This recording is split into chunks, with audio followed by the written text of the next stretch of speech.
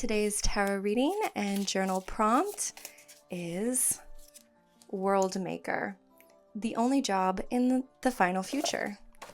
In the Rainbow Brain Skull Oracle, this is described as there will always be a need for the vast and unique realm of your imagination. We love originals, so share your vast inner world. It's the one thing that can never be automated.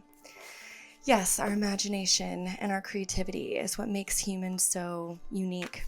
And I think the question that I have today is, how can we tap into that inner world? How can we enhance our inner creativity? The first card that I have is the King of Wands, very suiting since the Wands is about our passion and our creativity. The next card is the Hermit. Very well, very good. That's about our inner realm, our imagination turning within ourselves. And the final card is the Eight of Pentacles.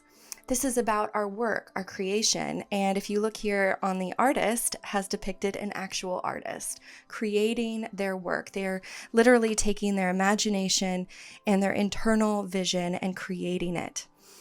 What is so great about today's reading is I'm actually currently reading a book by Rick Rubin. Let me get it. It's called The Creative Act, A Way of Being. And yes, I did spill coffee on it. This is not what the book typically looks like. But this book is about how we channel our creativity. It is amazing. The main premise of this book is that creativity is universal. It's for everybody. And that the act of creation is a way of being in the world. And Rick Rubin, the author, believes that if you don't practice creativity, if you don't actually work at your creativity, then your ideas and your imagination of your inner landscape kind of dries up and disappears. That you have to not only dream it, but it has to be something that you work on consistently. If you want more creative passion in your life, if you want to build worlds, it is something that you have to develop. One of the quotes from the book that I really like is that when we share our works and our ideas, they are replenished. That actually being a creative act, being in that state of creative flow, it allows more ideas to come into being. It's kind of like ideas are almost like a river. And when you block that river, it'll eventually dry up and disappear. When I think about the topic of World Maker, I'm reminded of the movie Amelie. This is a movie about this French girl in Paris. She's very introspective, very introverted, and she has a vivid imagination represented by the King of Wands. Her internal world is so bright and beautiful and creative.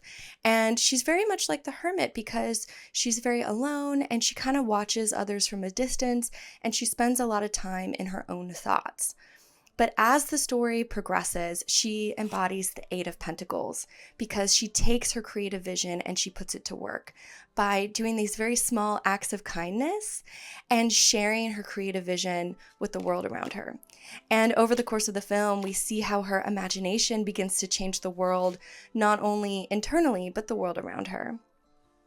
The prompts that I have for you today are, for the King of Wands, what idea or plan would make your day more magical or creative if you followed it? For the Hermit, when you spend time alone and with your own thoughts, what do you notice or imagine? For the Eight of Pentacles, what habit or skill could you practice every day? What do you need to work on to bring your vision to life? For the World Maker, how do you shape your own world, your creative world, and the world around you? And I highly recommend that you read the book, The Creative Act, A Way of Being. I think it's just a fun way to explore our imagination and how to make the ordinary life feel more special. Anyway, I hope you have fun reflecting and journaling, and I will see you tomorrow.